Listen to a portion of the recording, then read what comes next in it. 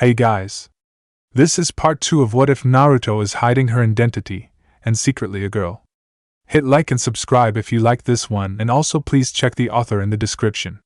Let's start. We are pain, that's all. We are God.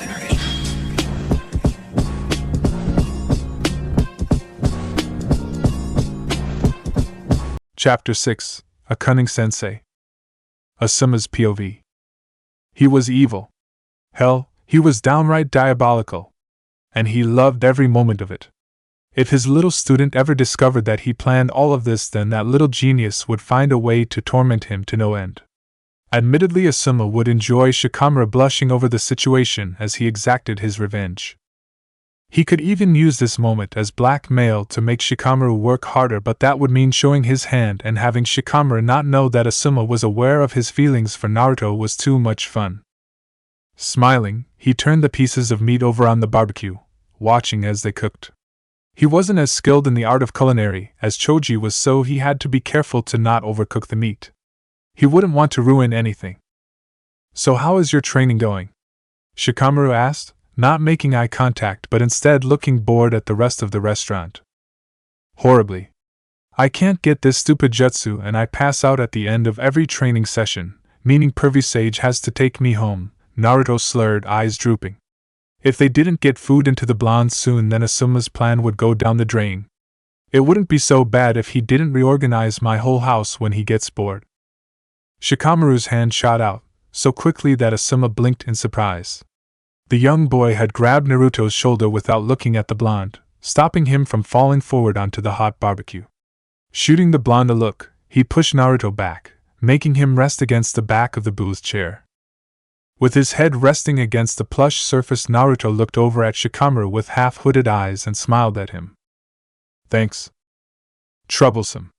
He looked away again, resting his chin against his palm. The small smile wasn't lost on Asuma. "Here," Asuma said as he started piling food onto Naruto's plate, deeming it cooked enough. "Once you eat, you'll feel better. I can't believe you have never experienced chakra depletion." "Usually I pass out," Naruto explained, shoveling food into his mouth. "T.S. don't talk with your mouth full," Shikamaru groaned before slowly eating his own food. "Sorry," Naruto said, having the decency to cover his mouth, even though it was still full. He swallowed. "At least you didn't choke me with my mouth full this time." Asuma stifled a laugh as Shikamaru rolled his eyes. The more Naruto ate, the more energy he regained, making it less likely he would collapse onto the barbecue. Even though the danger was gone, Asuma noticed that Shikamaru kept looking over at Naruto in worry. The boy also put an extra large helping of the meat onto the barbecue when Naruto commented that he was enjoying it. "How is your training going, Shikamaru? That shadow thingy you use is pretty cool." Naruto asked the question before eating some more, earning a reluctant smile from Shikamaru. "It's a drag." Shikamaru sighed before frowning at Asuma. "Asuma-sensei is a slave driver." "You're just lazy." Asuma's smile grew when the genin blushed upon hearing Naruto laugh. "You two are a lot alike." Naruto grinned, his eyes closed. "You're one to talk," Shikamaru muttered. He slid out of the booth, waving a hand lazily at the two males. "I'm going to the bathroom." Naruto shrugged, seeming unfazed by the dark-haired boy's distant behavior. Then again, Shikamaru probably acted the same way back in the academy. Asuma looked over his sake cup at Naruto, who was happily munching on his food. Color had returned to his face, and he now didn't look as though he was going to topple over. He had a smile on his face, something that Asuma had not really seen him without. The two were very different. Shikamaru was lazy, very rarely looked like anything other than bored or irritated, and often judged a situation before even thinking of opening his mouth. Naruto, on the other hand, was energetic, expressive, and seemed to say whatever came to mind. It made Asuma wonder if the reason Shikamaru liked Naruto was because the blonde did such rash things that perhaps surprised even Shikamaru. Finishing his sake, Asuma smiled at Naruto, who didn't seem to suspect anything. Putting his cup down, Asuma had another piece of barbecued meat, chewing it slowly. "Thank you for inviting me to dinner." Naruto wiped his mouth with the back of his hand before taking a large gulp of water, draining his glass.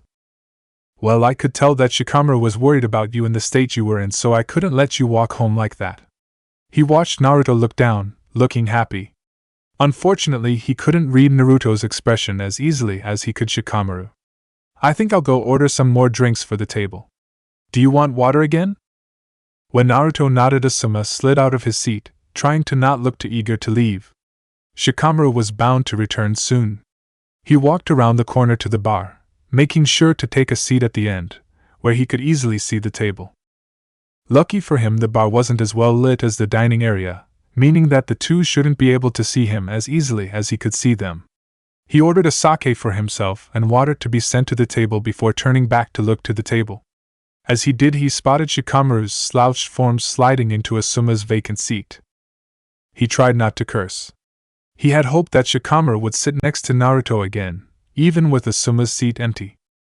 Shikamaru said something to Naruto, looking around.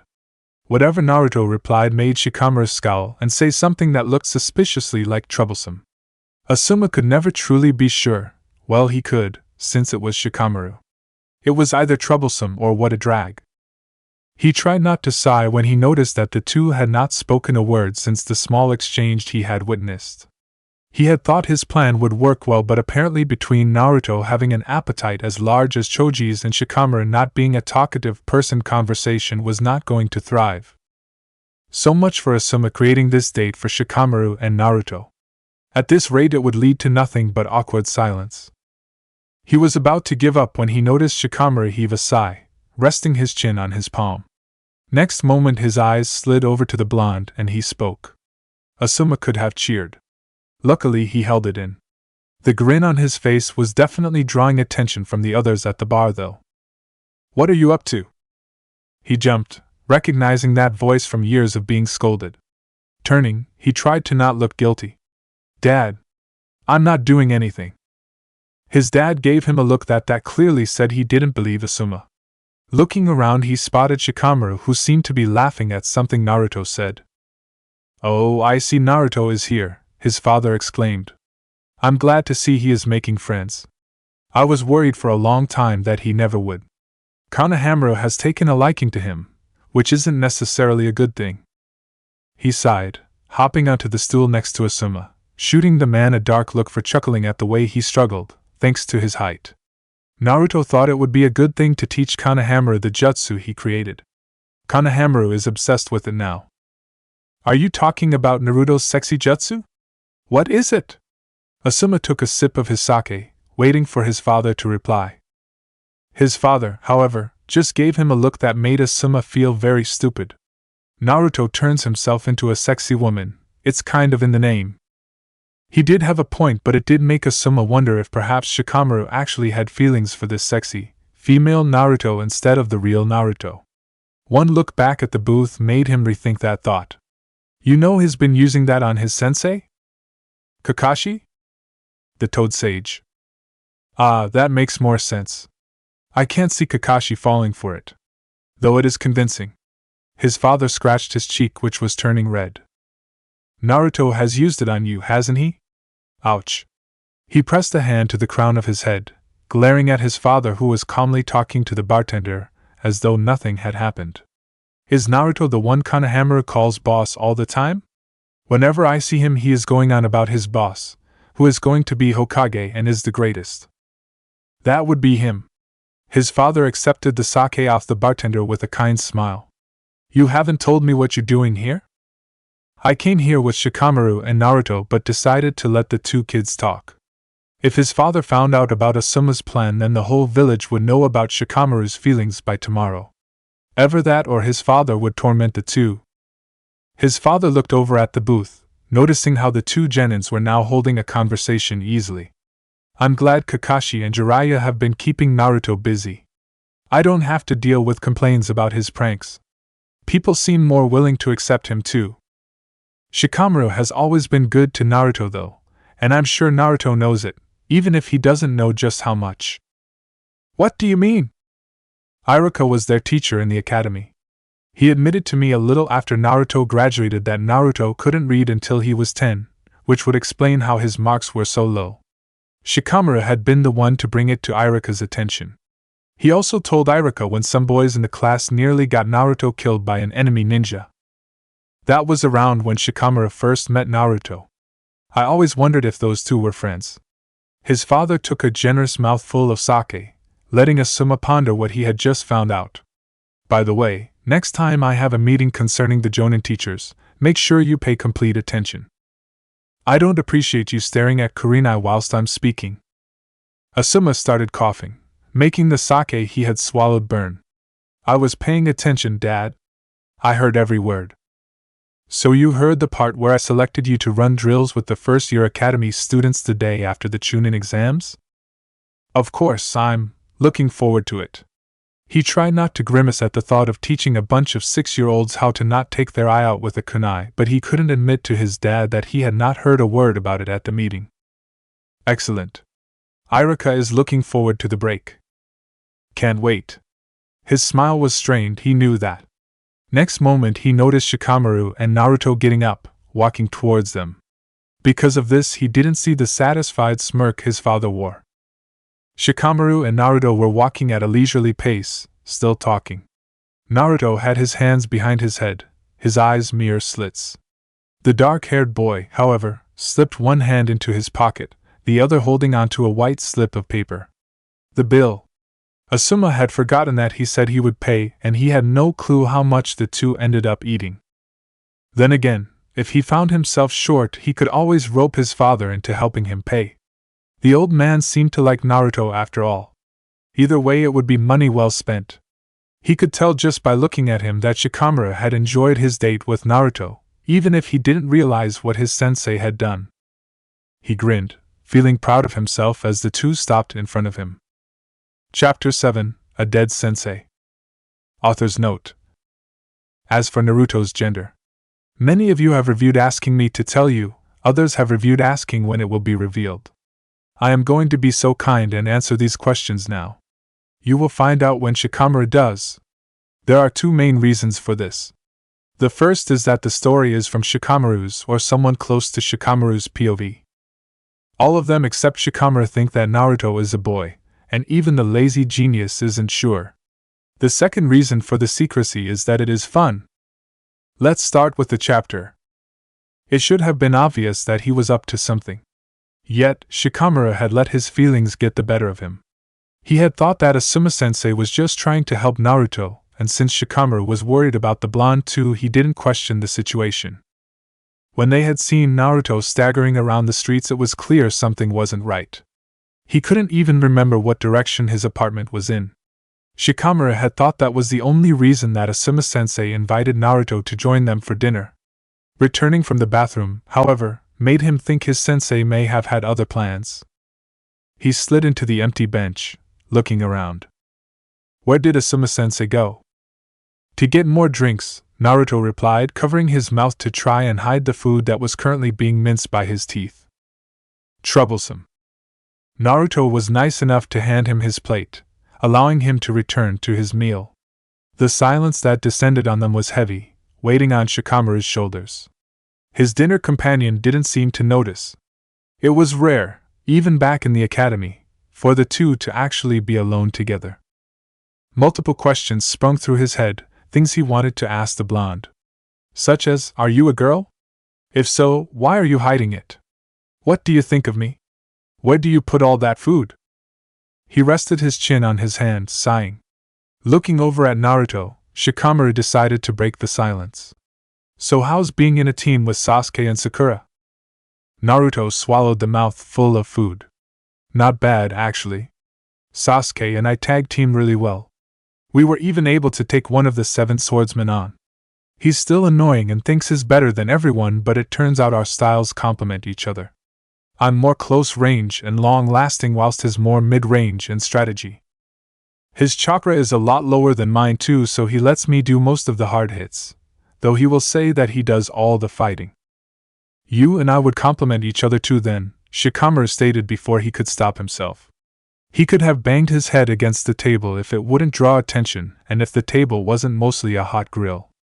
Naruto was bound to make fun of him. The blonde looked thoughtful before nodding. "I haven't seen much of your fighting, but you might be right. Kakashi said that I'm like a giant kunai that you just point in the right direction. That's probably why he prefers to train Sasuke. He always gets all the attention. Shikamaru thanked the waiter who had placed a jug of water on the table. He reached over and took Naruto's glass, filling it for him. Truthfully, I think you are better off with your new sensei. How so? Naruto put his chopsticks down, giving Shikamaru a confused and slightly hurt look. Your new sensei is one of the Sanins, so he is more powerful than Kakashi-sensei, and on top of that he is a lot like you as a ninja, so he will know better how to train you. Not only that, but he probably knows jutsus that are better suited for your style.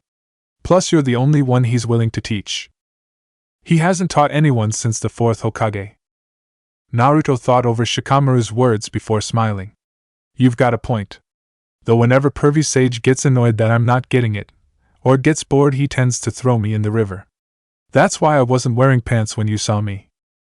Clearing his throat, Shikamaru looked away, only for his eyes to drift back to Naruto as the blonde scratched his side, lifting his shirt enough that Shikamaru caught sight of bandages. Does he wear binding bandages, or was he injured? That would explain the weird shape to his torso, though. The bandages would obscure any male or female features to his chest. It's not too bad, though. The other day he was so busy researching that he didn't notice me coming up behind him. I tackled him straight through the bushes into the middle of the group of girls who thought he was attacking me. They ended up stomping him. Then I stole his research book. Naruto pulled it out of his back pocket, waving it victoriously. I told him he can get it back after the Chunin exams. Every time he tries to get it back, I put it in my pants. Shikamaru found himself chuckling, enjoying the image of the great Sannin being defeated by a 12-year-old prankster. The more he thought about that fearsome man being blackmailed by Naruto, the more he found himself laughing. Does Asuma-sensei do weird things that annoy you? Naruto asked, picking up his cup. He almost said tonight but refrained. He had no clue what Asuma-sensei was really up to. It was possible he just thought Shikamaru should socialize and that this was the best way to get him to do so. Not really, though he is always getting me to play random games and solve puzzles. The ones who do weird things would be Choji and Ino. How so? Smiling, Shikamaru leant forward. Well, when Choji first learned the human boulder, he didn't know how to control his directions since he was spinning so fast. Unfortunately, this caused some issues for everyone. After destroying 3 trees and a bench, he was able to stop himself just as he crashed into Ino. Not only did they go flying into the river, but well, Ino can't give her first kiss to Sasuke now. Naruto snorted before laughing. I'm surprised that Choji is still alive. It took the combined strength of Asuma-sensei and I to stop her from drowning him after she got over the shock. Now whenever she's annoying me, I ask her what it was like to kiss a teammate. He was enjoying making Naruto laugh and just talking to him in general. Truthfully, he hadn't been able to hear the blonde laugh before. Usually Naruto sniggered at something, which tended to be something said or done that Iruka-sensei wasn't happy about. It was good to know that Naruto actually did laugh. The waiter appeared at the table, giving the two a raised eyebrow before speaking. Are you both finished with your meal? Looking at Naruto, he let the blonde answer, who patted his belly with a happy smile. Yes, thank you. I'll be back with the check in just a moment. The waiter gave them one last odd look before walking off. Naruto took another sip of his water before sighing. I guess we should find Asuma-sensei to get him to pay for the food. He grinned. Thanks for inviting me. Trying not to blush, Shikamaru gave Naruto a bored expression. Yeah, it was nice to have someone to talk to since Asuma-sensei decided to go drink. Shikamaru snatched the check out of the waiter's hand, refusing to look at his face and yet again see that expression. Sliding out of the booth, he waited for Naruto to do the same before walking in the direction of the bar. Naruto put his hands behind his head, smiling. Ah, more training tomorrow. The blonde sighed. Hopefully I can master this jutsu before the Chunin exams. You don't have much longer though, Shikamaru reminded, slowly walking towards his sensei. Yeah, Pervy Sage said that if I don't get it soon he will take drastic measures. He smiled, imagining what that would mean for Naruto. From the sounds of it, his furniture could end up glued to his roof. When they reached Asuma-sensei, he was surprised to see the third Hokage smiling at them. He chose not to question why the Hokage was there as he handed Asuma-sensei the check. It was possible he saw his son when he came in for dinner and decided to join him. The Hokage smiled at them, asking how their training went. Shikamaru answered with a simple fine, whilst Naruto complained about not being able to get the jutsu his sensei was teaching him. I am sure you will get it eventually, Hokage assured, giving Naruto a kind smile. How do you feel, Naruto? Asuma-sensei looked concerned, but Shikamaru could see that he was holding back a smile. A lot better now. Thanks, Asuma-sensei. The blonde smiled, hands still behind his head. That's good to hear, but I don't want you walking home alone. He looked at his student, his eyes alight. Shikamaru, walk Naruto home. And no arguing. Shikamaru closed his mouth, grumbling to himself before turning and walking out of the barbecue restaurant. He could hear Naruto's footsteps drawing up beside him.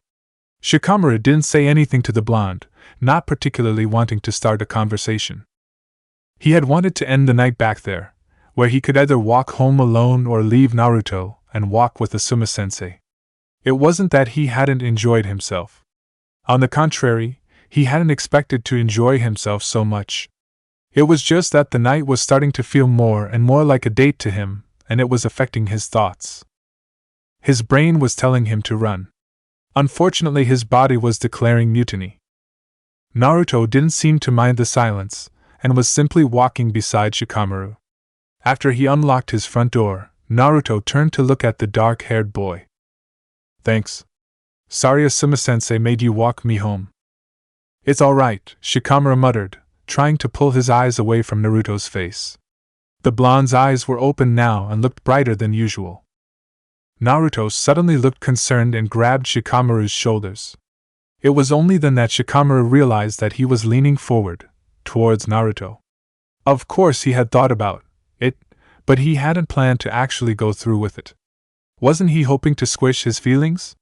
Yet he felt disappointed that Naruto stopped him. Especially when he realized that he was only centimeters away from the blonde. Are you okay? Naruto asked, his grip on Shikamaru's shoulders tightening as he straightened the dark-haired boy up. You just started falling. Yeah, I just got lost in thought. Shikamaru cleared his throat, looking at Naruto's lips one last time before inwardly scolding himself and turning. Night. He walked off, waving over his shoulder when Naruto returned his goodbye. He scolded himself all the way back to the Nara estate.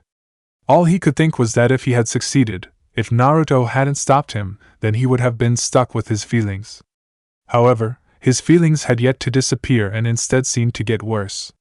He was beginning to fear that they would never leave. When he reached his home, he didn't say a word to anyone and instead went to his room, lying on his bed with his hands behind his head. He decided to do what Asuma-sensei always told him to do: evaluate the situation. The situation was fairly simple. He had feelings for a girl who dressed like a boy. But there was no inherent issue there. He didn't care how she dressed as long as she was comfortable. It wasn't that she was dumb either or that they had nothing in common, since both those things weren't completely true either. There were things that they shared, and Naruto had an unusual intelligence, shown in the way she looked at the world. So why was he so against having feelings for her? His eyes widened and his hands balled into fists behind his head. Her. She. He never referred to Naruto as those things unless he was thinking about how she was hiding her identity, and even then it was rare. Shikamaru always referred to Naruto as he, even in his mind. There was no point in doing so.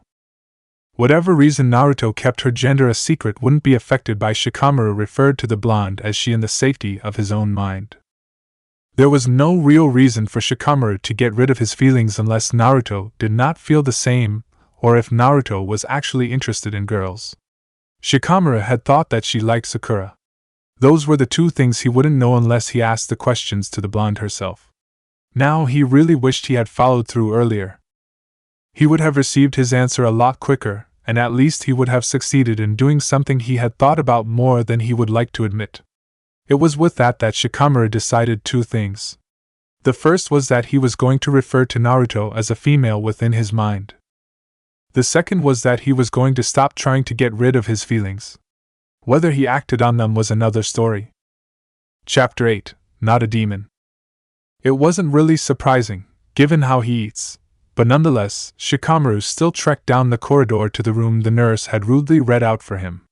The way she acted, you would think he had said something offensive like her red nose hairs didn't match her black hair, which it didn't, but he kept that to himself. Deciding to forget the disgruntled woman, Shikamaru knocked on the door to Choji's hospital room. When he heard his friend give him permission to enter, he slid the door open, waving the basket of fruit for his friend to see. Choji groaned, looking pale. "Shikamaru, don't be mean. I'm not allowed to eat for at least another 12 hours. Choji groaned again, lying back against a mound of pillows behind him. No doubt his mother had come by. His friend looked pale under his red swirls. "Yeah, the doctors told me just before I came in. At least you know I did bring you something." Shikamaru sat on the chair next to Shikamaru's bed, putting the fruit basket on the floor, out of Choji's sight. "Are you feeling any better?" "Not really. Sorry, I won't be able to help with training." Shikamaru shrugged. "Don't worry. Asuma-sensei gave me the day off until the finals. If I'm not good enough now, then I won't be with a day more of training." "I'm sure you will make it, Shikamaru." Choji gave his friend a smile before he suddenly looked serious. "Did you hear about Naruto?" It was hard to describe the feeling that washed through him. It was something akin to swallowing cement. He tried to form his face into a look of mild interest, whereas he wants to shake the answers about Naruto out of Choji whilst also running out of the room to find Naruto and check on her himself. "What about him?" "He's been unconscious for 3 days now. The nurses found him outside beside a big frog footprint. His chakra plummeted and there were stories about a giant toad. A couple of people even tried to say that the fourth Hokage was back from the dead. Those people were drunk though." Choji gave a soft smile. "Don't worry. When I heard them talking, I made sure to ask how he was. They expect him to wake up sometime soon. So he will be awake for tomorrow, though I don't know if he will be okay to compete." "I don't know why you bothered to ask," Shikamaru said as he fidgeted in his seat before giving his best friend a small smile. "Thanks." He expected Choji to comment. Instead, he yawned widely and somewhat overdramatically. "My parents were here a couple of minutes ago, and apparently Asuma-sensei is going to drop by later. Who would have thought it was so exhausting to be sick? How about I go so you can get some rest?" Shikamaru stood up, the shogi board bumping against his fingers as he picked up his basket. "Thanks."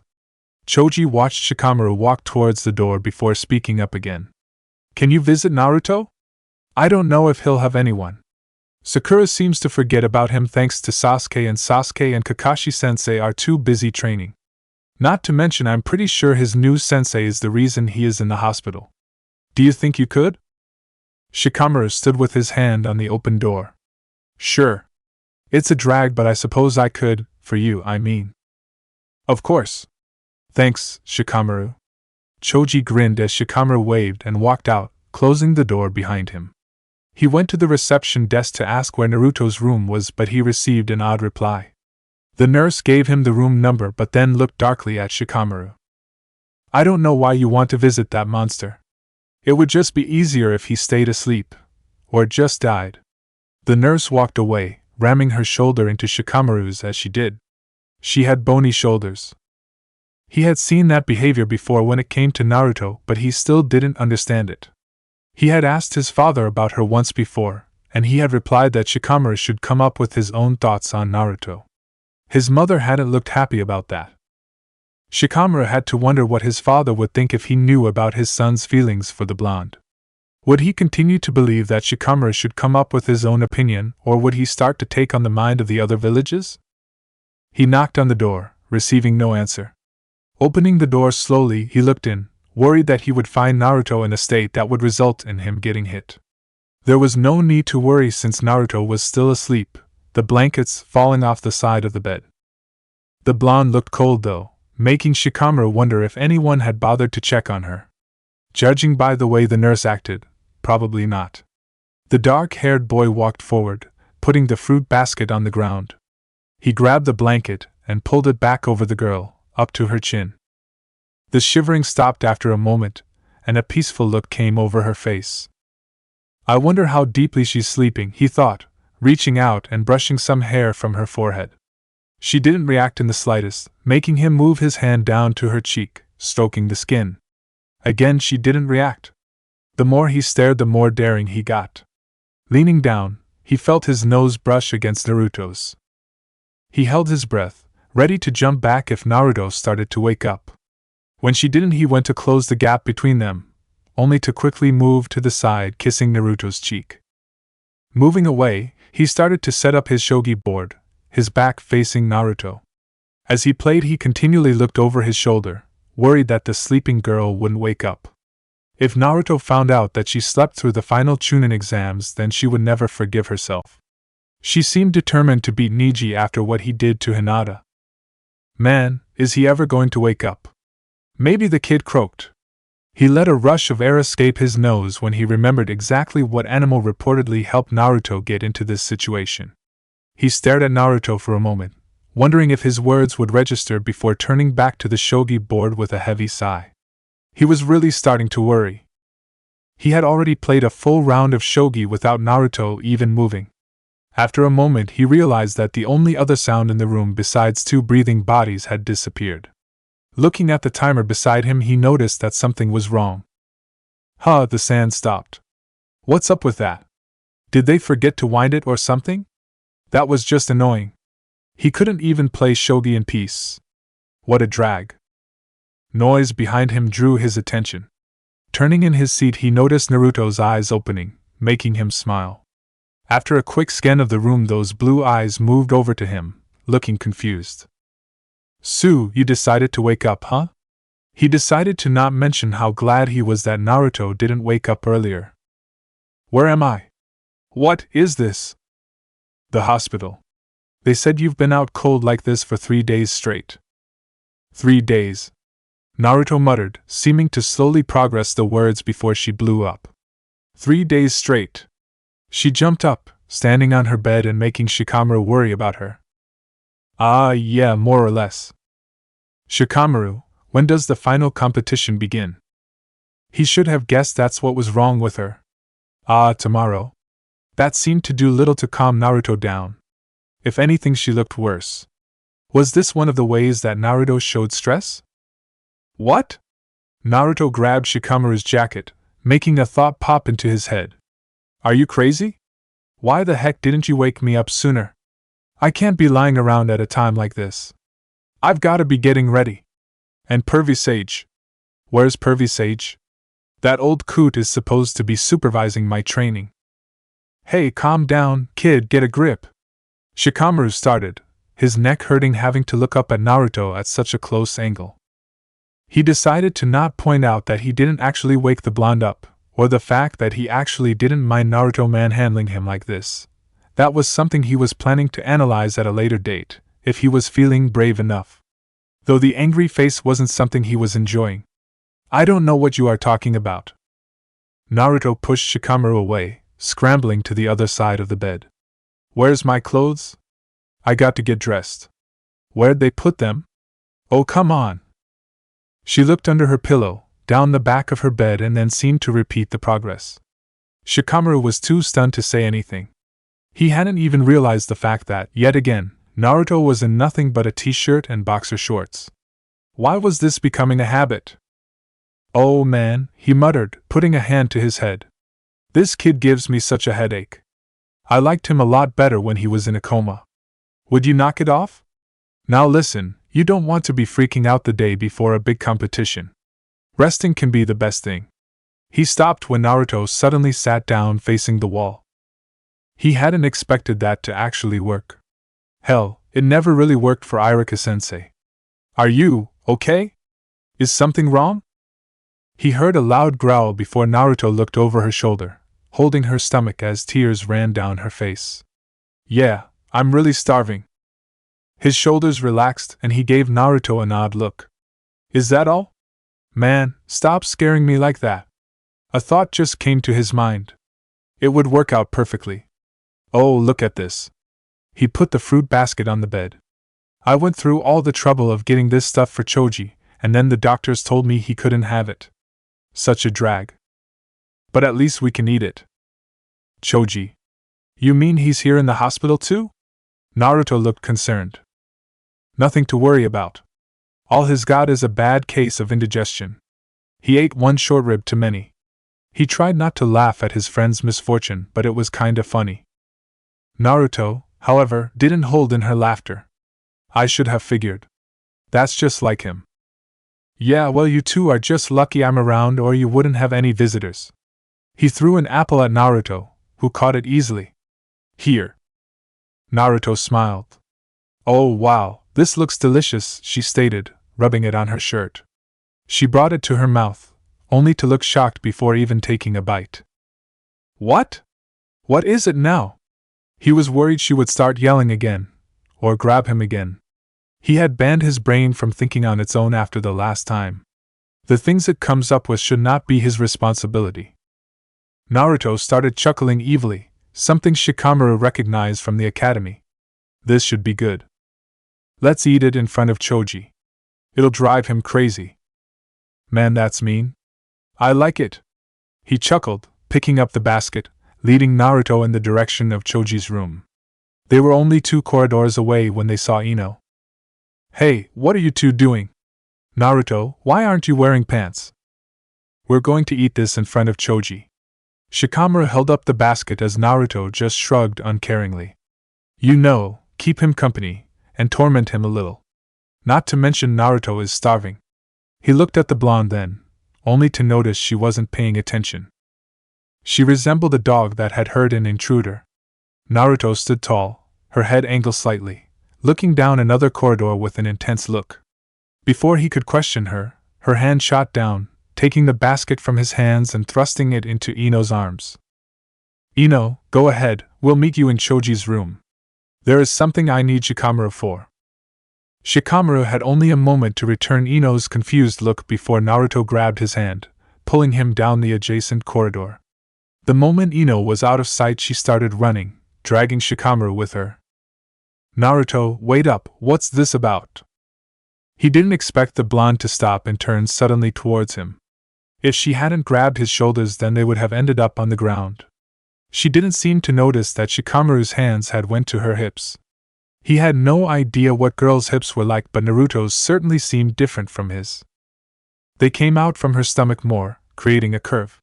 He tried not to blush at the contact, or how close they were standing. He's here. I can feel it, Naruto stated, looking Shikamaru straight in the eyes with a level of alarm and seriousness that he had never seen before in the blonde. I felt this same feeling during the preliminaries. It took me a while to realize who was causing it though. He's here. This is not good. There was a painful emptiness in his stomach until everything she was saying registered. She was worried and territorial. Who? Gaara of the Sand.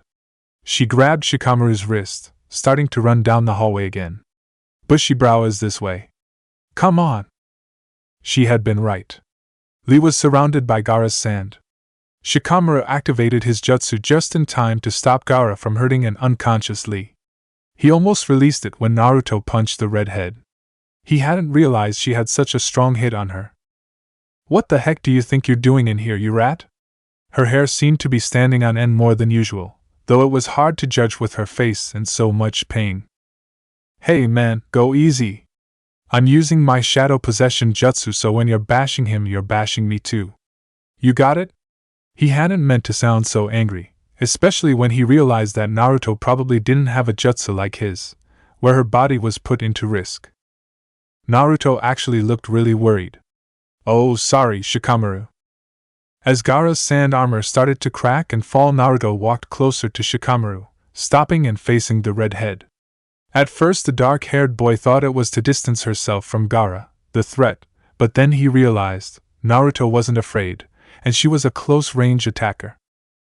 She stood slightly in front of Shikamaru, her fists clenched and her face hard. Her body was turned ever so slightly towards Shikamaru's though, as he was turned towards hers.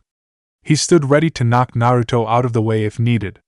Naruto was trying to protect him, both from Gaara and her own anger. Out with it, she growled. What were you trying to pull? Gaara just stared at Naruto, unmoving, which seemed to infuriate Naruto even more. He slowly healed his face. She reminded Shikamaru of an animal defending its territory and its family. Well? Are you going to tell us what you were going to do? Naruto grounded out, surprisingly not yelling at the top of her lungs like Shikamaru expected. I was going to kill him, Gaara replied calmly in his surprisingly deep voice. Even with all the evidence, Shikamaru was surprised. What? Naruto apparently was too, even though she dragged him in here fearing danger. This guy's one cool customer. Look at him. He's not even fazed by my shadow possession jutsu. You already beat Lee once in the competition. What's your problem? Wasn't that enough for you? Do you have some kind of personal grudge against him or something? I have nothing against him. It's nothing that complicated. I simply want to kill him. That's all. Gaara's confession did little to help Naruto. Every muscle in her body seemed to tense, pure rage turning her face somewhat comical. You know what? You're sick in the head, she yelled, pointing at the man. You're crazy. She was shaking, and he swore that her canine teeth seemed sharper. Yeah, you think we're just going to stand by and let you do whatever you want? Shikamaru spat, disgusted in the person before him. You sick, selfish psycho. This guy gives me the creeps. There's always been something weird about him. Scary.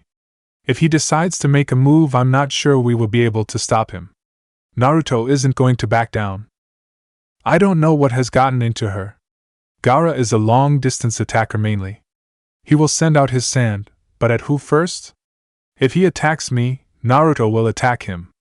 If he attacks Naruto first, since she does seem more threatening than me at the moment, I don't know if I'll be able to stop him. I can't let her get hurt. If you don't stay out of my way, I'll have to kill you too as well. Oh really? Let's just see you try it. Hey, wow, kid, take it easy. He couldn't have Naruto setting Gaara off, but she didn't seem to be calming down anytime soon. Best thing to try and do is bluff our way out of this. He was shaking too now, but it wasn't for the same reason as Naruto, who looked as though all her self-control was being put into not hitting Gaara. She was holding her outstretched arm as though to pull it back forcibly. It's me. I'm the one holding her back. She would already be trying to pound this guy into the ground if she didn't know it would hurt me. She did crack his sand armor though, which would have to be chewing up his chakra. But that won't be enough. He had to get her out of this soon. Yeah, we watched your last match against Lee. We know you're tough. But you know, Naruto and I have a few tricks up our sleeves as well. We were holding back during the competition. There are things you haven't seen yet. On top of that, it's 2 against 1. So don't be a fool, okay? Just take my advice and go. Quietly. Gaara's expression didn't change. I'll say it once more. If you get in my way, I'll kill you. Every last bit of him was shaking now. Fear seemed to be the only emotion he could feel. Okay, plan B. But why warn us again? What's holding him back? He is kind of tense though, and he's not looking at me, just Naruto. And I'll say it again. Let's see you try it. She has a death wish. Back off, will ya? Don't want to go there. He tried to whisper, but he was fairly certain his fear had disabled that ability. This guy fights like he's mad. Like he's a demon or something. That seemed to strike a chord with Naruto, and not in the way Shikamaru was hoping. She pulled her anger-hunched shoulders back. She grinned, making Shikamaru feel both safe and scared at the same time. There was something in her eyes, in the suddenly relaxed pose of her stance. She was intimidating. He can act like a demon all he wants. But you know what? I have the real thing inside me. Shikamaru didn't understand. Yeah, he had heard people call Naruto a demon, but why was Naruto agreeing to it? She was not a demon. No one that funny and open could be a demon. He could tell that Naruto was ready for a fight. She wasn't going to let Gaara walk away easily. That is, if they could get the psycho to back off. He nudged Naruto with his elbow. Idiot, leave this to me. What's the point in getting him mad? Gaara was looking more intensely at Naruto now, seeming to study her. Another ugly emotion appeared in Shikamaru for a moment, taking over his fear. The two seemed to be having a staring contest. One angry, the other, oddly calm, or at least pretending to be. Finally, Gaara closed his eyes. A demon, huh? My demon is as real as yours is. Shikamaru couldn't hide his surprise. This guy seemed to know what Naruto had been referring to. Gaara opened his eyes, looking intently at Naruto. From my birth, my upbringing was not what most people would consider a happy one. To ensure that I became a strong shinobi, my father performed his jutsu on me, infusing my unborn self with the sand spirit, Shikaku. I destroyed the life of the woman who gave birth to me. I was born a monster. Shikamaru didn't know how to process the information that Gaara was giving them. A sand spirit with the same name as Shikamaru's father.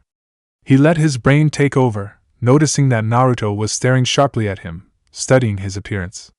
Yeah, some kind of demonic jutsu.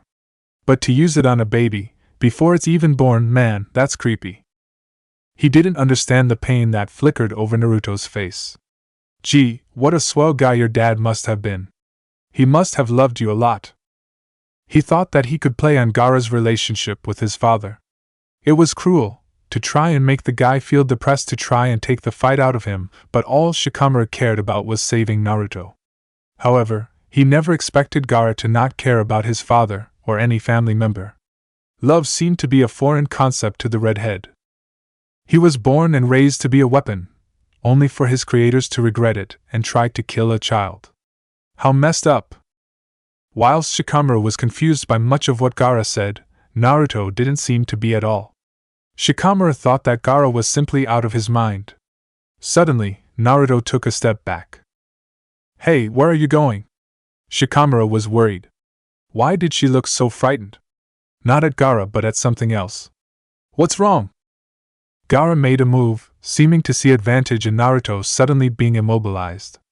Shikamaru had no idea how he was doing it though, since he was still trapped in the dark-haired boy's jutsu.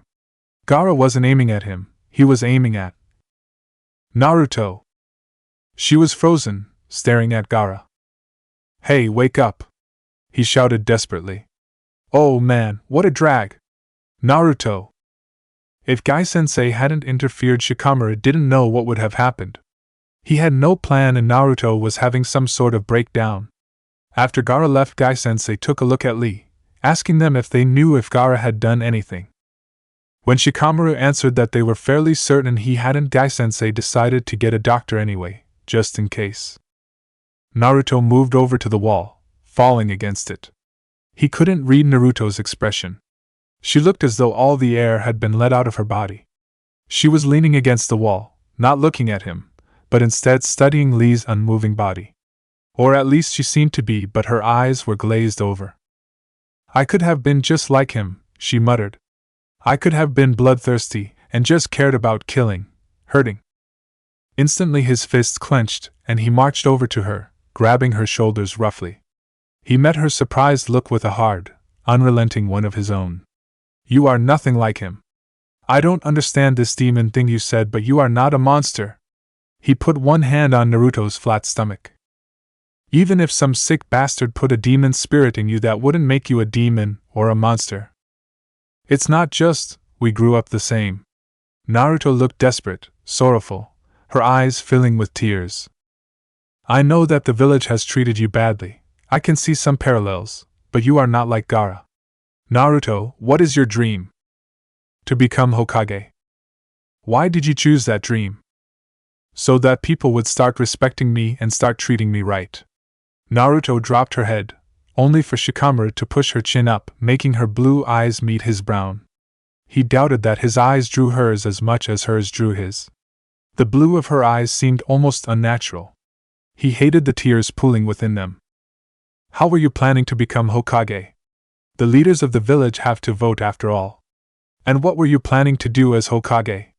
He asked softly, becoming gentler with her, his hands now resting on her shoulder instead of gripping it, the other still resting on her stomach. I was planning to become a strong ninja, prove I was good enough and that I was capable of protecting the village with everything I have. This is my home and I want to protect it, and I want those in the village to want to protect me. She sniffled, wiping her eyes. Shikamaru gave her a soft smile. See? No demon. Naruto, you could have ended up like that guy, but you are stronger than him and that's why you're the caring person you are. And just so you know, I want to protect you. Naruto gave him a thankful smile only for her stomach to growl loudly, making both of them chuckle, feeling the last bit of tension leave them. Come on, let's go see if Ino ate all the fruit on us. He took Naruto's hand and led her out of the room, relishing in the fact that she did not pull away but instead held tight. When they reached Choji's room, they found out Ino hadn't eaten any, and had stopped Choji from devouring any of the fruit too. Choji's eyes traveled from Shikamaru's face, to the conjoined hands, to Naruto's tear-stained, pale face. From the look on his friend's face, Shikamaru guessed that Choji had worked out something bad had happened. He gave a slight shake of his head though, not wanting to say in front of Ino. She would just worry. Naruto, honestly, where are your pants? Ino snapped. Naruto just shrugged again. Don't know. Couldn't find them. Well, I'm going to go find them. Ino stood up. There is something unsettling about you walking around half-dressed. Why? Naruto asked as Ino walked past. I do it at home all the time. Shikamaru decided to ignore that as he led Naruto over to the vacant chair and the fruit basket. Choji's curiosity wouldn't wait now that Ino was gone. Thankfully for his nerves, Naruto didn't let go of his hand after sitting down in the chair, eating an apple with her other hand as Shikamaru sat on the armrest of her chair. It was feeling her warmth that reminded him that they somehow got out of that situation safely.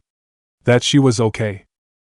When Choji got up after to go to the bathroom, Shikamaru jumped, feeling fingers skim over his jaw. He looked at Naruto, who was looking up at him with a frown on her face. I bruised you. I'm sorry. I didn't know. She stroked the flesh gently. It's okay. You were trying to protect someone. He gave her a lazy smile. You never know, keep it up and you may just become Hokage. Chapter 9, Hers. Naruto was a jerk for pushing him into the arena, yet he wasn't complaining about the result. He had finished his fights, so now he could just watch everyone else's. And on top of that, well... Hey, I want to talk to you, you idiot. Naruto hadn't stopped paying attention to him since she pushed him into the arena. It took a lot of effort to keep the grin from his face as he stretched after his match. Who are you calling an idiot, idiot? Why did you give up? Are you really that lazy or are you just a big chicken? Hey, it's over. Let's just forget it, okay? Are you kidding? No, it's not okay. You had that match. Will you skip it? Are you forgetting? There's another match. Why was it that when Naruto was being hot-headed and unreasonable, Shikamaru thought of the strangest ways to shut her up? His hands that sat on his hips tightened their grip. He couldn't trust himself at this moment. I mean to quit right when you... Naruto stopped. Huh, another match? Shikamaru smiled, watching as it dawned on the blonde that her teammate was up next. Once Sasuke showed up, she was happy for Shikamaru to grab her by the arm and drag her from the field. It was disappointing that Naruto's attention was pulled away from Shikamaru to the show-off Sasuke. She was, however, still scolding him for having forfeited. Admittedly, now that he was actually listening to her words, he was enjoying it. You had her. You had her, and you threw it away. You could have won. Honestly, that trick with your jacket was brilliant. How did you think of it? You could have done something like that and kicked her, but... Naruto kept pointing at him accusingly, at one point stopping to stand in front of him as she yelled at him. She was so close that he could see the flecks of light blue within her eyes. Sounds like you just complimented me, Shikamaru teased as they walked up the stairs. He put his hand on Naruto's lower back to push her forward. Unfortunately, at his push, Naruto started running up the stairs, realizing she had to get to the top to watch Sasuke and Gaara's fight. Will you hurry up? Come on. Relax, Naruto, you're going to give yourself an ulcer. He was enjoying his time with Naruto until they saw Gaara slaughter 2 members of the grass village. Their screams rang through the hallway, chilling Shikamaru to his core. Naruto seemed as frozen as him as Gaara calmly walked down the stairs between them. When Gaara's footsteps disappeared into the distance, they both collapsed. He shouldn't have reminded Naruto of the fact that Sasuke was going to fight Gaara. Naruto seemed to get it though. They weren't good enough for Gaara, they wouldn't fulfill his bloodlust. The blonde started shaking, making Shikamaru worry about what was running through her mind. She finally settled only to gain a dark look. Moments after commenting about talking to Kakashi-sensei, she took off towards the stadium, wanting to stop the match. Shikamaru had no choice but to follow after her, wondering how she was hoping to stop the fight. It was a fight to the death, or to a forfeit after all. She was on edge again, like at the hospital, as though she was seeing something he couldn't. Sasuke, Naruto muttered. He's about to fight that psycho. But Gaara wants to kill all of us too. He plans to. Unfortunately, Kakashi-sensei and Gai-sensei didn't seem to fully understand the gravity of the situation. They seemed to believe that Sasuke could hold his own against that guy. Unlikely. He didn't have the killing intent that Gaara did. Gaara enjoyed killing. Needed to kill. Sasuke just wanted to win the fight and become Chunin. He probably also wanted to show how skilled he was always a show-off after all. But to kill? That didn't seem like something he was capable of doing. Especially not in a match that he doesn't expect to have to kill to win. Admittedly, Sasuke had improved in the month he was missing. Shikamaru could tell that Naruto was jealous of Sasuke's skills. But Shikamaru didn't think it would be enough, not against a monster like Gaara. Everything went to hell after Sasuke popped Gaara's sand ball with a Chidori. Apparently Gaara had never bled before, if his scream was anything to go off of. Naruto went rigged when an arm came out of the ball. Naruto started to shake. Next moment her hand shot out, grabbing onto Shikamaru's. The dark-haired boy held her hand as tightly as she held his. Her hand was clammy, but warm and moving. When a roar emanated through the arena, Naruto's hold tightened and her hand jerked as though to pull him behind her. He almost fell backwards from his crouching position. What's going on? Why is everything getting all fuzzy? Naruto muttered as her hand went limp in his hold. He was feeling drowsy too. He let go of Naruto's hand, quickly releasing the genjutsu. Moving his hands out of the release sign, he quickly caught Naruto as she fell, gently putting her on the ground before pretending to collapse as well. If the others knew he was awake, one of two things would happen. The enemy would see him and attack, risking Naruto's life in the process. The second option was that the Jonin who released the genjutsus would ask him to do something, meaning he would have to leave Naruto, unconscious, on the floor, in the middle of an invasion. He couldn't do that. What if she got hurt because he was what? There was nothing he could think of at that moment that he would be useful for. Unfortunately, he was needed for something. But so was Naruto. He was bitten by a stupid puppy, but he refused to admit the real reason he was pretending to be asleep. That dog was confusing and weird. He offered to let Shikamaru touch his paws if he behaved. It would have been more tempting if Naruto offered something. However, Sakura had grabbed Naruto the moment Kakashi had finished explaining the mission. He probably needed a rabies shot too, thanks to that dog. The moment Pakken mentioned being followed, Shikamaru started devising plans. All the scenarios had one thing in common. Naruto's safety was always a priority, whether clearly or not. A great strategist would understand that she was a ninja and willing to fight and die. She would be furious if she found out he was trying to protect her, but no matter how much he tried, he couldn't keep his heart out of his planning. Naruto's idea of an ambush was actually quite smart if the enemy didn't outrank them so much. When he finally spoke the only viable plan, he had trouble meeting Naruto's eye. Someone had to sacrifice themselves. The moment those words left his mouth, Naruto stopped, making the other three follow suit. None of them spoke. So, who's going to do it? He asked. One look at Sakura let him know that she wasn't steeling herself to volunteer. We need the dog to follow Sasuke. So that means... Alright, I guess that I'm gonna have Ta. I'm the only one who can do it. He had to stop her. It was too painful hearing her offering to sacrifice herself. Naruto could very easily do it. She would only have to make 3 shadow clones, transforming them into the team members and leading them away from the group.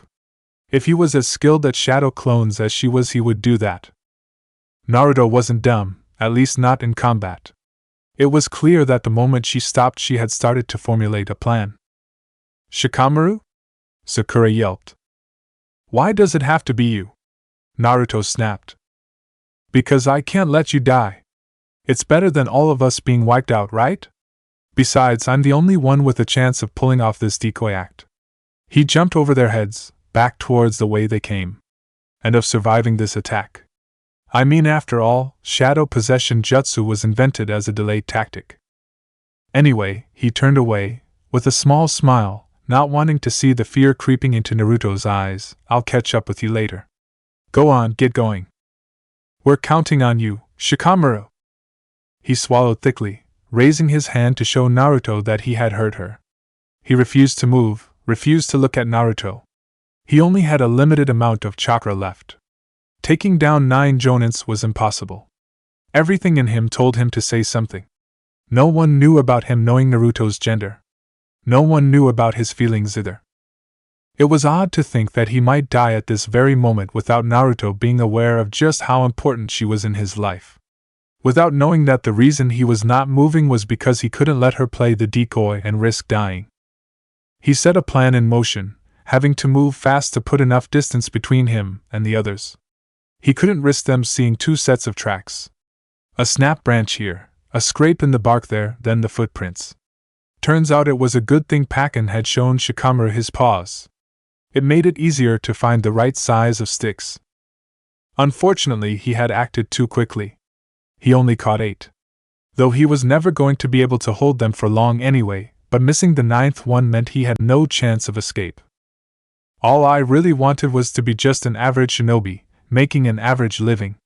I'd marry a regular girl who's not super pretty or super ugly. Have 2 kids, a girl then a boy. Retire when my daughter got married and my son became a successful ninja. And spend the rest of my days just playing shogi.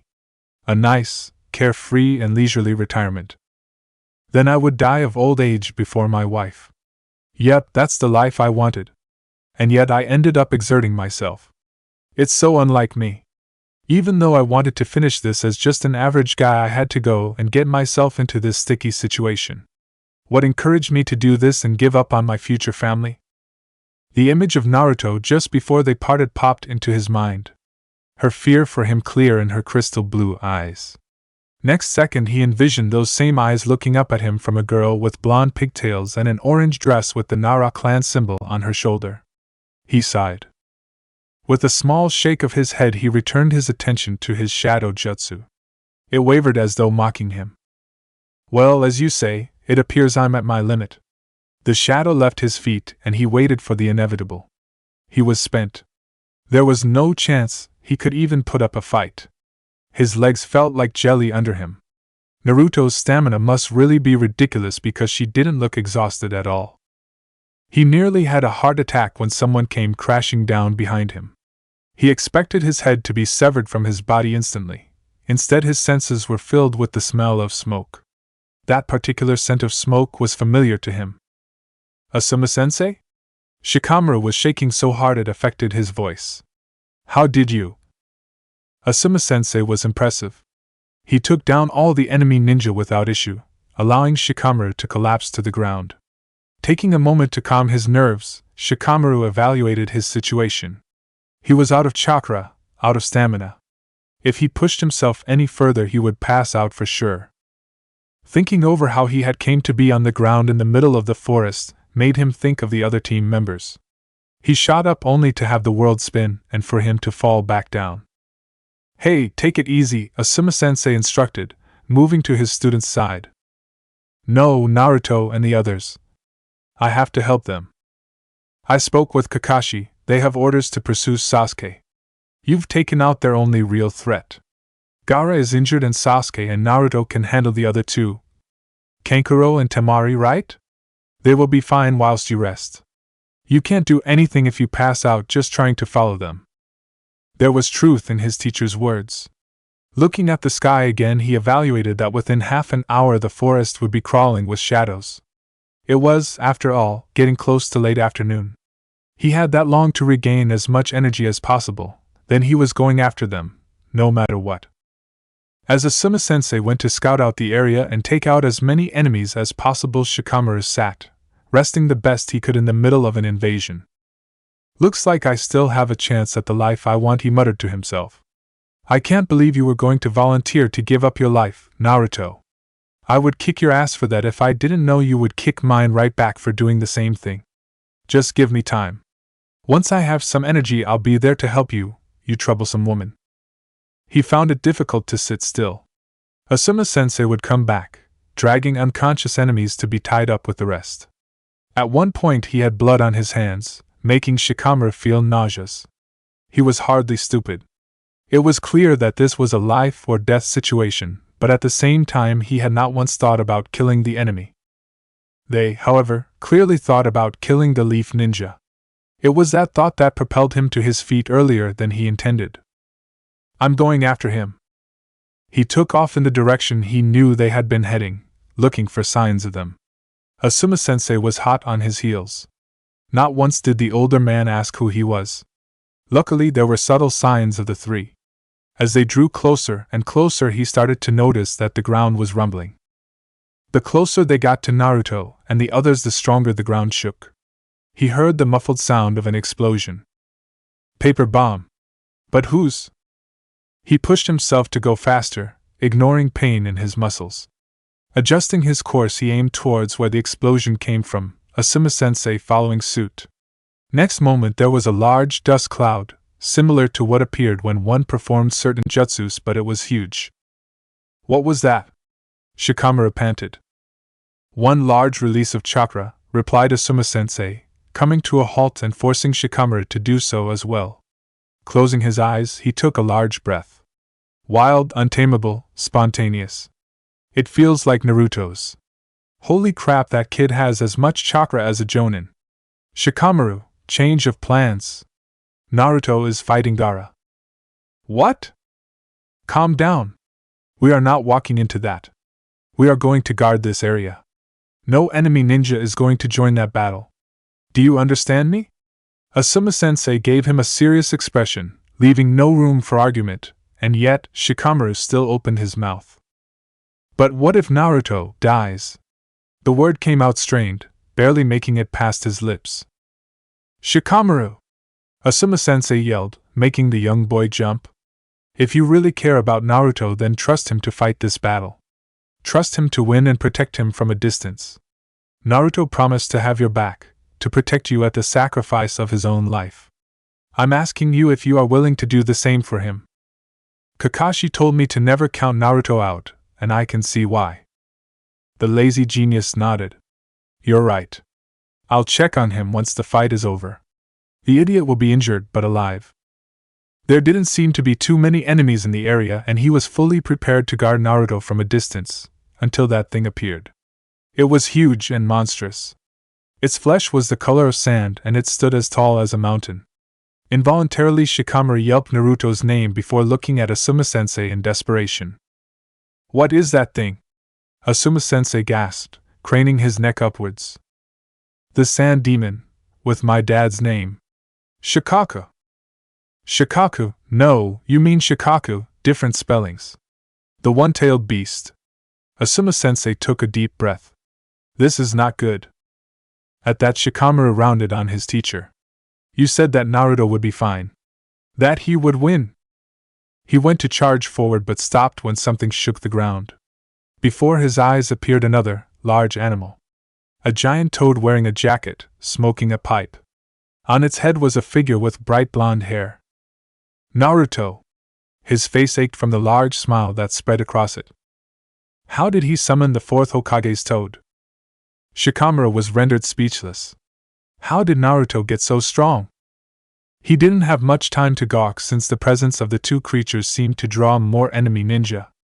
The forces were small, especially compared to what he could only imagine was going on in the village. Once Naruto and Gaara started fighting, though, the enemy retreated. He didn't blame them. Trees were being uprooted thanks to those two.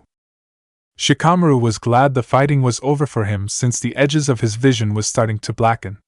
He collapsed at the base of a tree and watched the fight. Asuma-sensei, understanding that his student couldn't fight anymore, remained on guard for him. Naruto was keeping the battle away from their direction, which meant that she was probably guarding Sasuke and Sakura. With every attack his heart leapt into his throat, especially when that thing started talking, sounding nothing like Gaara. The toad started spitting water, making it rain where he sat. He refused to move or look away though. He felt hopeless, not being able to help. It was becoming clear that Naruto was having trouble. The toad couldn't get a grip on the beast. The blonde seemed to realize the same thing, for she and the toad transformed into something deadly looking. It was covered in orange fur, the hair seeming to stand on end like Naruto's did in Lee's hospital room. It had 9 tails that flicked around as though they had a mind of their own. One even broke the top off a tree. And its teeth! Its teeth looked bigger than Shikamaru and sharper than a kunai. What is that? Asuma-sensei looked pale and shaken. The 9 tails. That's the thing that devastated the village almost 13 years ago and killed the 4th? Shikamaru couldn't take his eyes off the vicious creature, hardly believing that it was actually Naruto and the giant toad. There's no doubt. I didn't see it this close last time, but I will never forget it. How does he even know what it looks like in such detail? Asuma-sensei remained silent, staring up at the thing with wide eyes. Shikamaru had never seen a battle so intense before. His entire body begged him to rush in and help somehow, but his brain reminded him that he could never keep up with a fight of that caliber. It was hard to believe that it was actually Naruto, the academy screw-up. Part of him was terrified, but another part of him, the part that he realized Naruto owned, was impressed more than he could verbalize. In true Naruto style, she won the fight with a headbutt. Gaara's monster form started to crack, the sound resonating through the forest. The moment the sand started to crumble, Shikamaru pulled himself to his feet, jogging to Naruto's location. He didn't know how they had the energy to throw another punch. When he finally found her, she was on the ground, unconscious. Sasuke was gently turning her over, shaking his head. There was a line dug in the ground and dirt on Naruto's scratched-up chin. By the looks of it, she had dragged herself to the spot she was laying. One look around the clearing allowed Shikamaru to tell that whilst Gaara was gone, he had been lying in the clearing, near where Naruto dragged herself to. Even after everything she had gone through, she had a smile on her bloody face. He walked up to her, crouching down and studying her for serious injuries. "He'll be fine," Sasuke panted. "Sakura is unconscious as well, up in the trees with Pakken. I can't carry either of them. I'm spent. I'll carry Sakura. Shikamaru, are you able to carry Naruto?" Asuma-sensei walked forward, half lifting the blonde off the ground and looking at Shikamaru for permission. With a nod, the boy turned, allowing his teacher to put Naruto on his back, drawing her arms around his neck. Instantly he hooked his arms around Naruto's legs, holding her up. Asuma-sensei disappeared quickly, coming back with Sakura on his back and Pakken at his heels. Sakura didn't look too bad. There didn't seem to be any blood on her, but Shikamaru couldn't be sure. "I have to go. If you need me for anything else, just get Kakashi to summon me again." Pakken looked up at Shikamaru, making the boy wonder if he was going to bite him again.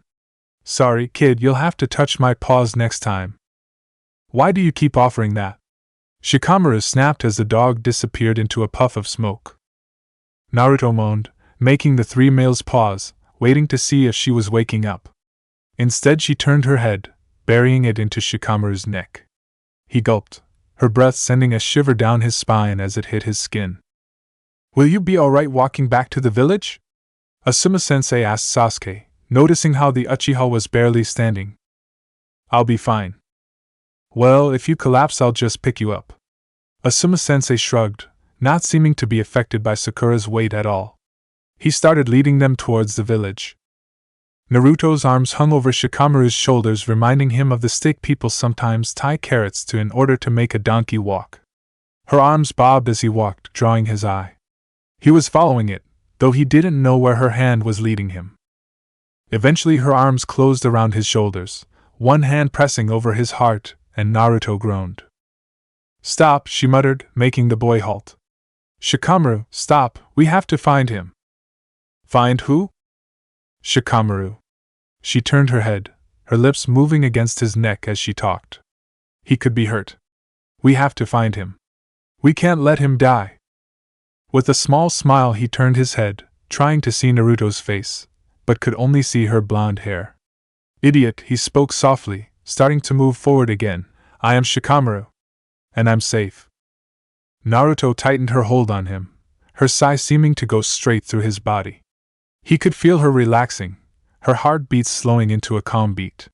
She didn't let go of him though, her breath warm against his flesh. He could feel the heat rolling off her, seeping into him. Other than the netting making up his shirt, he didn't have anything covering his torso.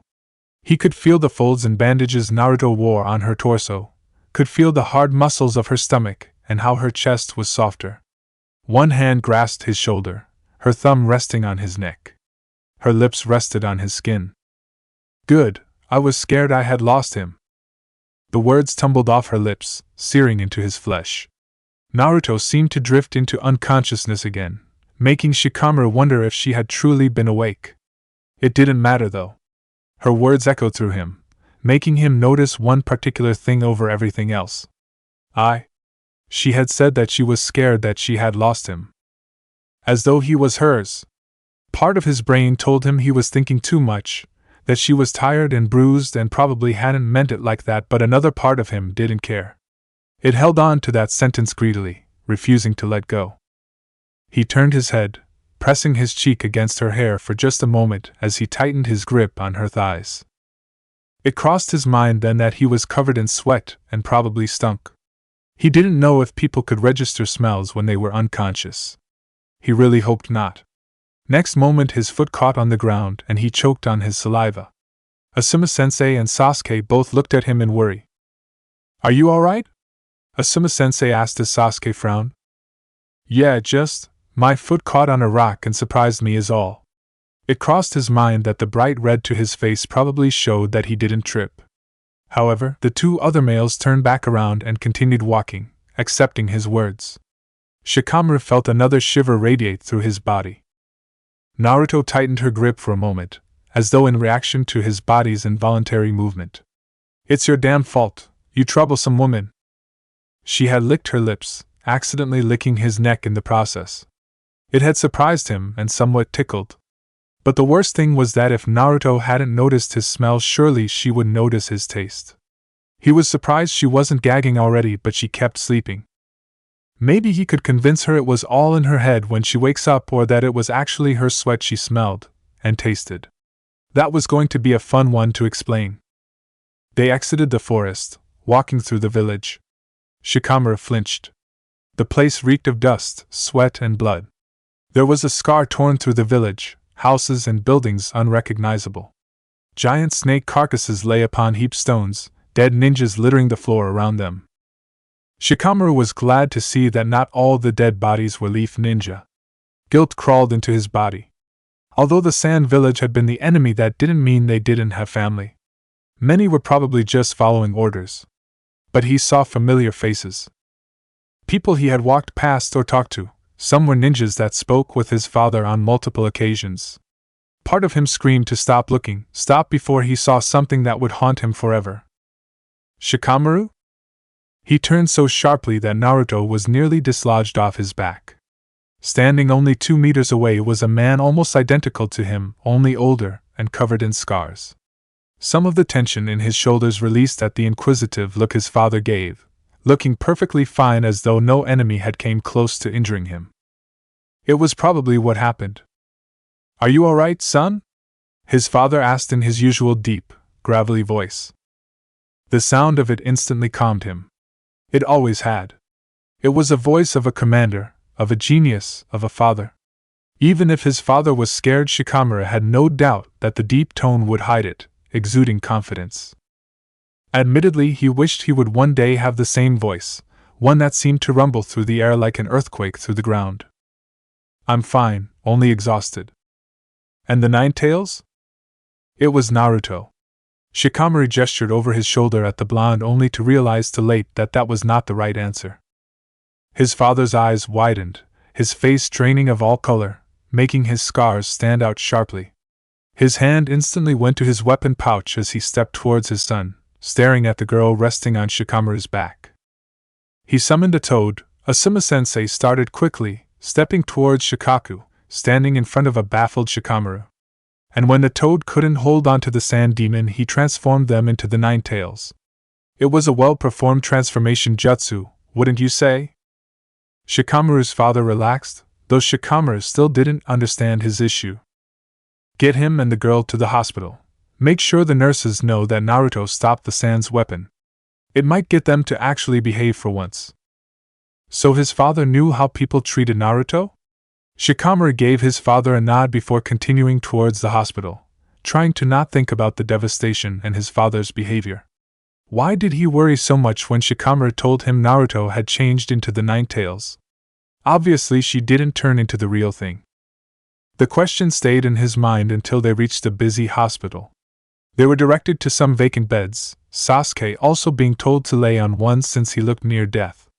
Naruto slipped off of Shikamaru's back easily, but her hand hovered over his heart for a moment longer after she curled up on the hospital bed. Her hand slid down his chest, making goosebumps rise to the surface. That smile was still in place, making her look peaceful and beautiful. Shikamaru was reminded of the last time he was standing next to Naruto's hospital bed.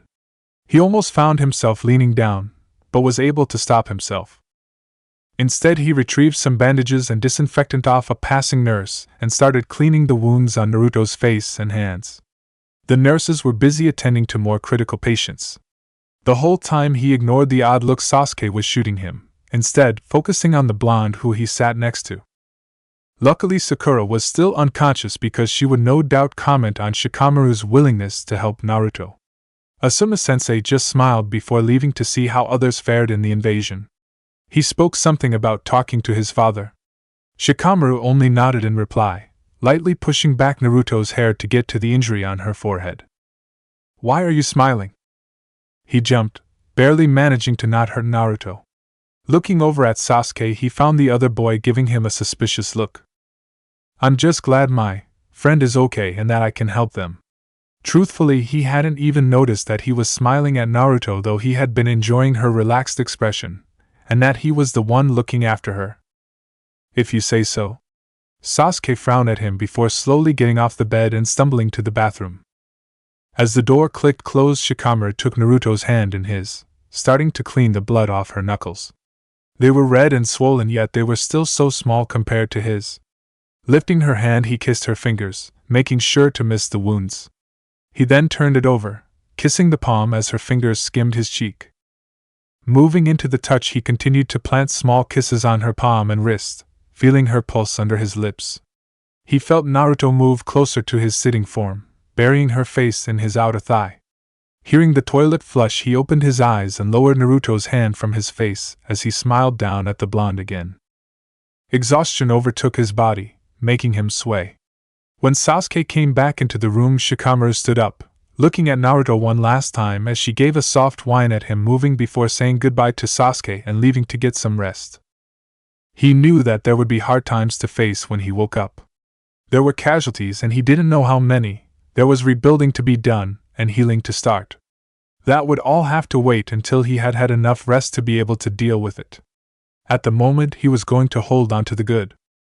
Such as the fact that Asuma-sensei, his father, and Naruto were all safe, that Choji and Ino were bound to be safe since Kakashi-sensei and Gai-sensei were guarding them, and that Naruto had been worried that she had lost him. Those thoughts were going to have to sustain him through his sleep, keeping the thoughts of what were to come away from his mind. Chapter 10: Big Dummy and an Idiot. Asuma's POV.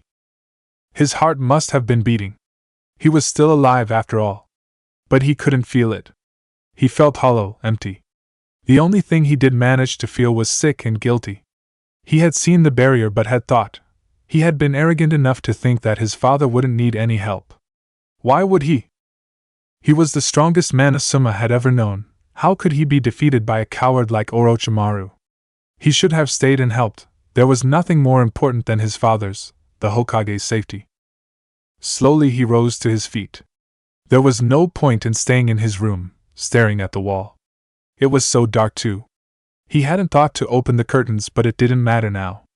He stumbled from the room, avoiding the sight of the pictures on the walls. His brother, and now his father. There was no point wallowing. He needed to do something. Kurenai was in the hospital. Her arm had been injured during the invasion. He could bring her flowers. His father would have encouraged him too. He always said that a beautiful woman deserved flowers, so that she could see how they paled in comparison to her. Ino took the time to help him select a bouquet even though the shop was extremely busy. Once he left the shop, he walked straight to the hospital, ignoring those in the streets who tried to show him pity. He didn't want to deal with it, didn't want to see their faces. Every time he met the gaze of another, he saw their heartache and their scrutiny. They were waiting to see if he would break. With every look, he felt a stab of pain and a fresh wash of despair, as though he was seeing him all over again. He was beginning to regret leaving his house when he spotted Shikamaru, pacing outside the hospital. A small smile appeared on Asuma's face as he noticed that the boy was muttering to himself. This was the ninja, the child that Asuma had gone to rescue, leaving his father to his own battle. Looking at him, though, clearly debating on whether to enter the hospital or not, Asuma decided that he didn't blame Shikamaru. He couldn't blame him. Shikamaru hadn't asked to be saved. With a shake of his head, Asuma walked up to his student, halting his pacing. Shikamaru, just go in and see the boy. What? Shikamaru yelped, only to scoff at himself. I don't know what you mean. He chuckled. It was weak, but it felt good. He put a hand on Shikamaru's shoulder, guiding him into the hospital. Naruto was still in the same room they had put him in yesterday. When they opened the door, Naruto didn't move. He sat on the bed, his legs out in front of him, staring at his hands in his lap. It was hard to believe that this was the same person who had stopped the sand demon. The light that always seemed to radiate from the boy was dimmed, near non-existent. Looking at Shikamaru, he could tell the dark-haired boy didn't know what to do. Asuma pulled a sunflower out of the bundle of flowers in his arms, considering his actions. The flower had looked out of place to him, but he didn't know if Naruto would appreciate the item. Perhaps he would find it odd and feel uncomfortable, receiving it from a boy. Figuring he could always talk his way out of the situation, he held the flower out to Shikamaru, receiving a confused look in return. Asuma nodded towards Naruto, only to have Shikamaru shake his head furiously, pushing the flower away. Giving him a hard look, Asuma forced the sunflower into his student's hand. With a sigh, the lazy boy took it, walking up to Naruto slowly, as though trying to draw out the walk to the noose. Naruto? Shikamaru asked in a soft voice. The blonde looked up slowly, his eyes empty. When he focused on Shikamaru, a look of surprise flashed through his features before he lunged himself off the bed, wrapping his arms around Shikamaru's neck. The dark-haired boy had barely saved himself from crashing to the ground, instead sitting involuntarily on the armrest of the chair behind him. The hand not holding the flower clumsily came up to Naruto's back as the other boy's shoulders shook. Naruto, what's wrong? Shikamaru yelped before looking over his shoulder at Asuma, seeming to plead for help. Asuma was rooted to the ground. He didn't know what was wrong. Perhaps Naruto had lost someone close to him and needed someone to comfort him. If so, Shikamaru would be a better choice, as he knew Naruto better. Over a month ago, Asuma had thought Naruto was a girl, with pink hair. What's wrong? Naruto repeated, his voice having a hard edge to it. He lifted his face from Shikamaru's shoulder, showing the tears running freely down his face. You never caught up to us. I thought you were dead and no one would tell me anything. Pain appeared, etched deeply into Naruto's expression. I don't have many people, Naruto choked, dropping his head onto Shikamaru's shoulder again. The old man is gone. I don't want to lose anyone else. Asuma's father had told him that Naruto was an orphan, so who was this old man that he was referring to? It wasn't a father or a grandfather. Shikamaru looked as though he understood. He held Naruto tighter, shooting Asuma a sympathetic look. Idiot, I carried you here. I did catch up. I saw you fight Gaara, Shikamaru started, rubbing Naruto's shaking back. And the old man? He died fighting for the village. I remember he told you that a Hokage gives everything for the village. If he had to give his life to save the village, he... Asuma felt his throat constrict, his eyes stinging to the point that he crunched them closed. He found himself speaking before he even knew what he was saying. He would believe that his life was well spent. He wouldn't regret it for a moment. That's why he died with a smile on his face. He would also be so proud of both of you. You both fought so well, for the village, and for those precious to you. He opened his eyes but found he could not look at the two students in front of him. Tears were running down his face without restraint, tangling in his beard and making the corners of his mouth salty. You're right, Naruto muttered. I hope Konohamaru is alright though. Once I get out of here I'll check on him. There was a pause. Shikamaru, why do you have a sunflower? It's for you. Idiot. Asuma looked up, wiping his face with the back of his hand just in time to see Naruto smile. I like sunflowers.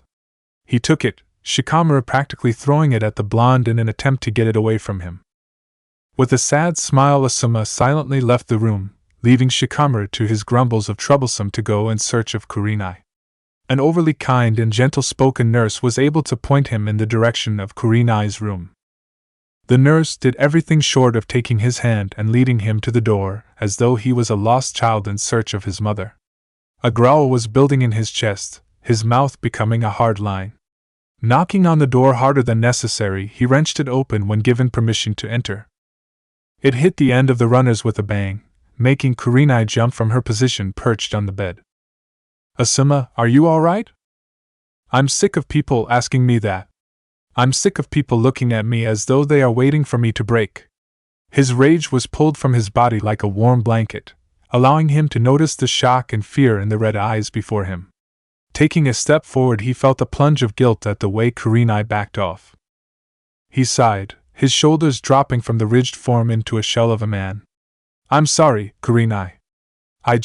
Everyone is. There was a heavy feeling in his chest, sitting where his heart should be. It weighed him down and made it hard to breathe, hard to move. His throat constricted painfully. The crystal-clear memory of Guy coming up to him and trying to stop him from walking any further popped into his mind. The look on the other man's face had said it all, yet he had still asked, still requested to see his father. His eyes burned as the ground shook underneath him. The shaking became so violent that he couldn't stand. The flowers in his hands tumbled to the ground moments before he fell to his knees. It was only when Kurenai put her hand on his shoulder that he realized there was no earthquake. It wasn't the ground that shook. Kurenai? He whimpered. The woman closed the door behind him before kneeling in front of him, wrapping her arms around his trembling shoulders. With one hand on the back of his head, she guided his face into the crook of her neck, letting his tears soak her skin. She made no comment or sound at the way his nails dug into her back as he clung to her. Instead, she spoke gently in his ear, repeating soothing words. Sure, it's going to be all right, Asuma. You'll get through this. I'm right here. He tightened his grip, afraid that she wasn't real. That she would also disappear before he could do anything. I should have stayed. His voice cracked, sounding pathetic to his own ears. I should have helped him. And what would you have done? Kurenai scolded, pulling back far enough to give him a hard look. Would you have left Shikamaru and the others out in the forest to fend for themselves against the forces out there? Would you have banged your fists against the barrier until your hands were bloody? There was no way to get through the barrier. The Umbu tried and failed, and they are more skilling in such areas. Your dad would be happy to know that you were out saving others instead of standing there watching him fight. Do not belittle your father's sacrifice. He died fighting for the village. He would have wanted you to fight for it as well. You know I'm right. She stared at him, as though daring him to contradict her. He wouldn't dare. Instead, he gave a wet chuckle, a wistful smile appearing on his face. When Kurenai tilted her head in question, he sniffed and spoke. My dad always said that women were the ones to help men be strong. I always thought that was an odd saying, insinuating that women were someone for men to be strong for. I think I get it now, though. Thank you. With a smile, Kurenai hugged him again. You big dummy, of course I'll help you be strong. Her words made him laugh. Shikamaru has his idiot to look after, and you have your dummy. Big dummy! And who is Shikamaru looking after? Asuma just held her tighter, burying his face in her wet shoulder with a smile on his face. The growl had surprised him. After speaking with Kurenai for hours, he heard and felt the noise emanate from his body. He hadn't felt hunger since the end of the invasion the day before. He shouldn't have told Kurenai that, since she promptly kicked him out of her hospital room with a final thank you for the flowers. A fair bit of the shopping district was destroyed by the invasion, but thankfully the restaurant known for its dumplings was still standing, and at that moment, he had a craving for them.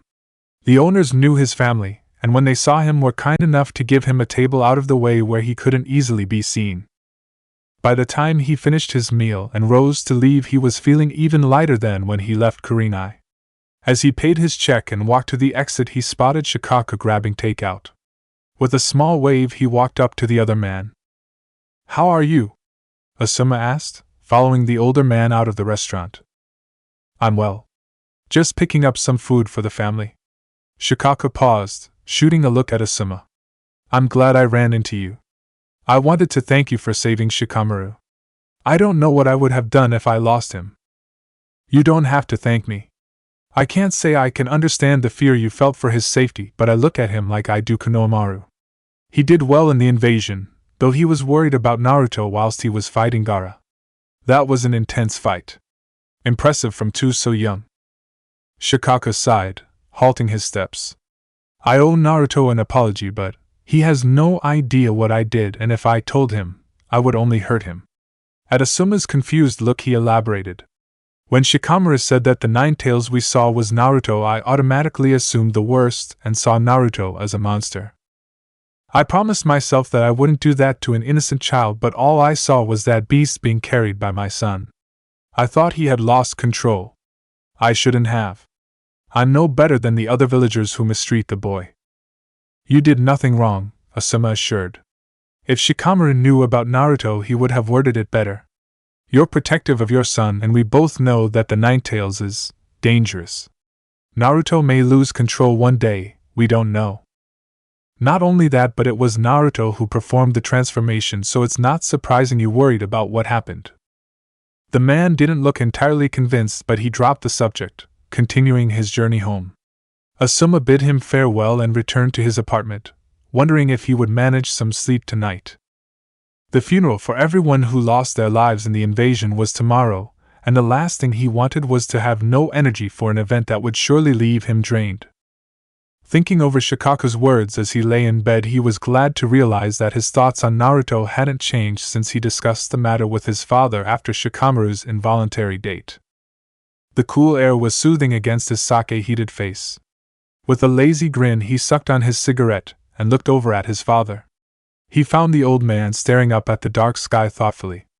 Knowing his father, Asuma knew that he would start talking when he was ready, and until then he would simply follow him wherever they were going. "Son, why did you ask me to never tell you anything about the one containing the Ninetales?" The question threw him for a moment. He took a moment to formulate his answer before moving his smoke away from his mouth. "Well, that monster destroyed a lot of my home, killed the fourth Hokage along with so many others. I feared that I would look at the child as the monster they were saving us from. I didn't want my opinion of them sullied by that thing. I was afraid of how I would react and treat the child. So I chose to not know. Eliminate the possibility of me seeing the monster before I got to know the person.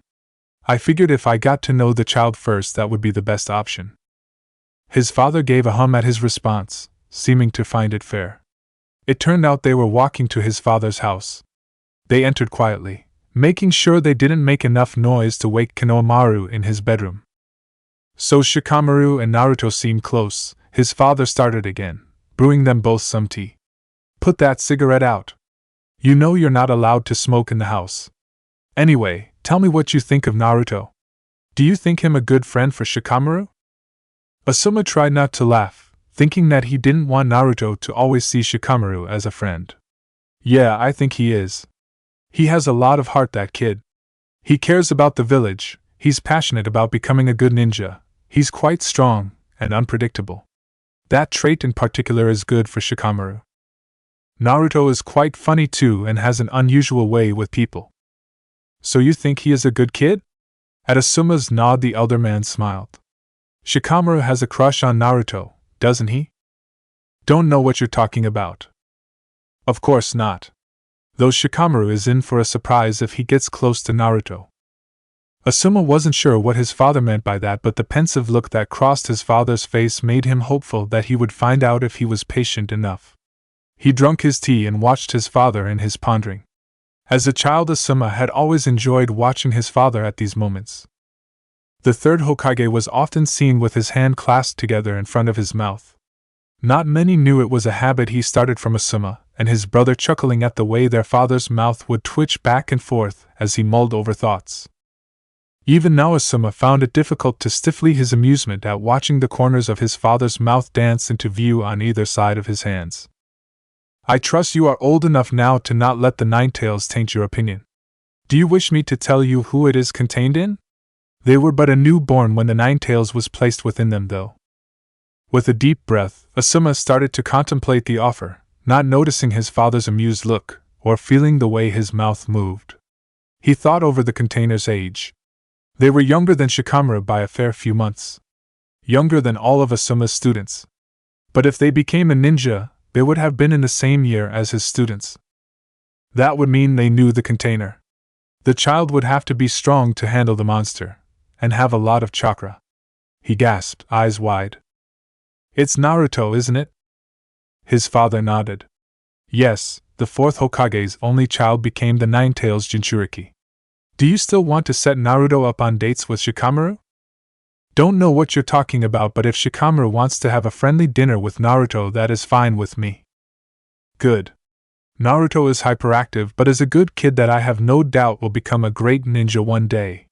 When that day comes, I will be so proud to know the village finally gets to see what I've always seen. Apparently he wants to become Hokage. Yeah, his father sighed. That can be a great thing or a interesting thing. We will have to just see how Naruto grows up.